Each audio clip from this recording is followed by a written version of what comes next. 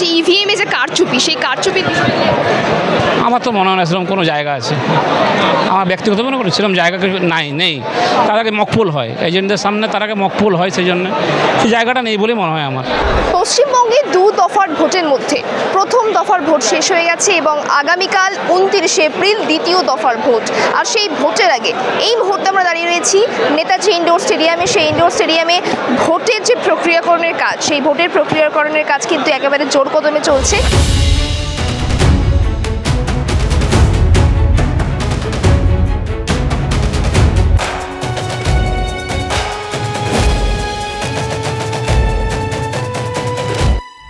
VVPAT, ballot machine, voting kit, ballot paper সব মিলিয়ে Netaji indoor স্টেডিয়ামে আগামীকালকে যে নির্বাচন, সেই নির্বাচনের ভোটের কাজ জোর কদমে চলছে। সমস্ত বিষয়ে খুঁটিনাটি কিন্তু দেখে নেওয়া হচ্ছে, চার্জ ঠিকমতো আছে কিনা ভোটিং কিটে, সে সমস্ত বিষয়ে কিন্তু বলা হচ্ছে। এবং বলা হচ্ছে আগের বারের তুলনায় এইবারের নির্বাচনে বিধিনিষেধ কিন্তু আরও বেশি করা হয়েছে এবং সিকিউরিটির দিক থেকে কিন্তু আরও বেশি নিরাপত্তা বাড়ানো হয়েছে। এবং অন্যদিকে তারা জানাচ্ছেন যে যারা বুথে থাকবেন, যারা পোলিং এজেন্ট হবেন, তাদের কাছে কিন্তু ফোন থাকবে না, এমনটাও কিন্তু বলা হচ্ছে, জানা যাচ্ছে নির্বাচন কমিশনের দপ্তর থেকে। এবং নেতাজি ইনডোর স্টেডিয়ামে ইতিমধ্যেই কিন্তু যে আগামীকাল নির্বাচনের ভোটের প্রক্রিয়ার যে খুঁটিনাটি কাজ থাকে, সেই কাজ জোর কদমে চলছে। আমার ক্যামেরা পার্সনকে দেখাতে বলবো সেই দৃশ্য। বিভিন্ন জায়গায় আধিকারিকরা রয়েছেন, যারা দায়িত্ব পেয়েছেন সেই সমস্ত দায়িত্ব তারা সঠিকভাবে পালন করছেন। সমস্ত কিছু ঠিকঠাক আছে কিনা সমস্ত বিষয় তারা দেখে নিচ্ছেন।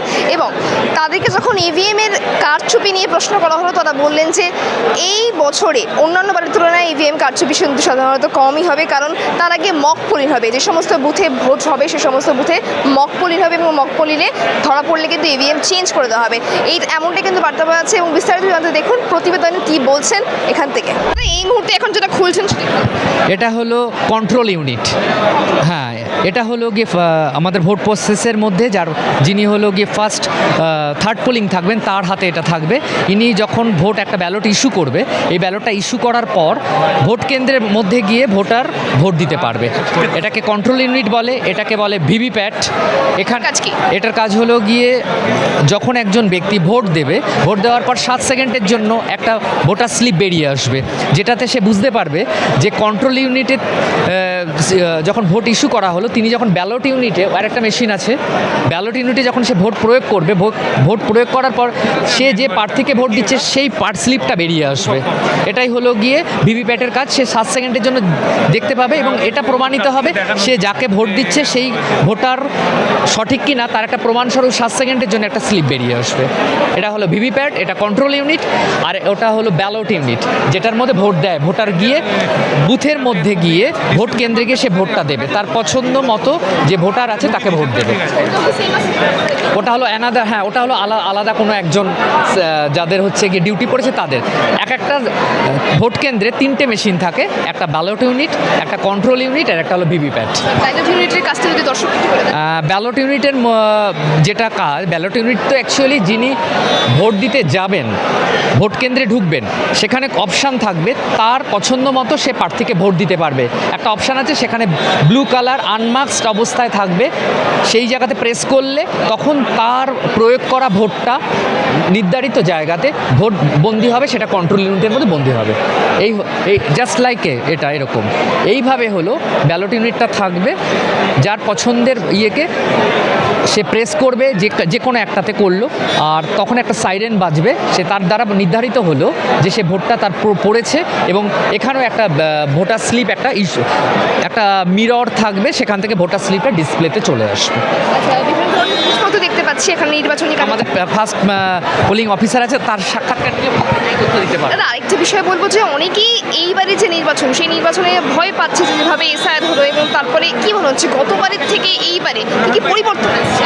ভোটে দেখুন, আমরা তো ভোটে ডিউটি করতে যাচ্ছি, মেন কথা যে গাইডলাইন্স আছে সে অনুযায়ী ভোট করবো। আমাদের আলাদা করে কিছু নেই না, আমার যে নর্মাল যেভাবে থাকে সেরকমই। এবারে সিকিউরিটির ব্যাপার তো আলাদা, আমাদের অত কিছু নেই। আমরা যে গাইডলাইন্স অনুযায়ী যে যেমনভাবে ভোট করি সেভাবেই ভোট করব। এখানে কি কি জিনিসপত্র রয়েছে ভিভিপ্যাট ব্যালট এখানে তো ওই ব্যালট ইউনিট আছে, কাউন্টার ইউনিট আছে, ভিভিপ্যাট আছে, ব্যালট ইউনিট আছে, বাকি কাগজপত্র আছে আমাদের যেগুলো কাজে লাগবে সেসব আমরা মিলিয়ে দেখছি সব আছে কি না, তারপরে আমরা এখান থেকে প্রসিড করবো। কাকে দিচ্ছে? এগুলো আমরা চেক করবো এখন সব আছে নাকি আমাদের, যে ভোটে চলার সময় এগুলো কাজে লাগে আমাদের, সে সব জিনিসগুলো আছে নাকি চেক করছি এখন আমরা, মিলিয়ে দেখে নিচ্ছি আমরা। আর দর্শকরা অনেকে এটা একটা জিনিস নিয়ে ভয় পাচ্ছেন যে ইভিএমে যে কারচুপি, সেই কারচুপির বিষয়ে নিয়ে আমার তো মনে হয় না সেরকম কোনো জায়গা আছে, আমার ব্যক্তিগত মনে করি সেরকম জায়গা কিছু নেই। তার আগে মকপুল হয় এজেন্টদের সামনে, তার আগে মকপুল হয়, সেই জন্য সেই জায়গাটা নেই বলে মনে হয় আমার। ইভিএমে কারচুপিটা হবে না এবার। আমি সেটা বলছি না, আমি বলছি তার আগে মকপোল হয়, এজেন্টদের সামনে মকপোল হয়, সেই মকপোলের পরে যদি কোনো সমস্যা থাকে তখন মেশিন চেঞ্জ হবে। এটা নিয়ে ভোট পরিচালনা করতে হবে আমাদের। এটা আমরা টেস্ট করলাম, ব্যাটারিটা কত পার্সেন্ট আছে, এইটুকুই আমাদের এই মুহূর্তে ইভিএমে দেখার বিষয় আছে। আদারওয়াইজ সময় আমরা মালপত্র চেকিং করলাম, এবার আমরা সেক্টরের সাথে চেকিং করে কথা বলে আমরা আমাদের যে বুথে পড়েছে সেখানে যাব। গতবারের তুলনায় এইবারে ভোটে কি কি পরিবর্তন এসেছে? এবারে কিছু এসছে, যেমন মোবাইল ফোন পোলিও অফিসাররা নিয়ে ঢুকতে পারবেন না, শুধু ফিশারিং ছাড়া মোবাইল ফোন নিতে পারবে। মোবাইল ফোন নিয়ে ঢুকতে পারবেন না। আচ্ছা, অনেকে আরেকটা বিষয় বলছেন যে যারা ভোট দেবেন বা যারা ভোটার রয়েছেন তারা বলছেন ইভিএমে যে কারচুপির বিষয় না আর কিছু এই ব্যাপারে আর কিছু বলার নেই কিছু, ঠিক আছে? না কোনো বিষয় আর কোনো বিষয় কিছু বলার আমরা আর কিছু বলতে পারবো না, আর কোনো বিষয়ে আপনারা কথা বলতে পারবেন না।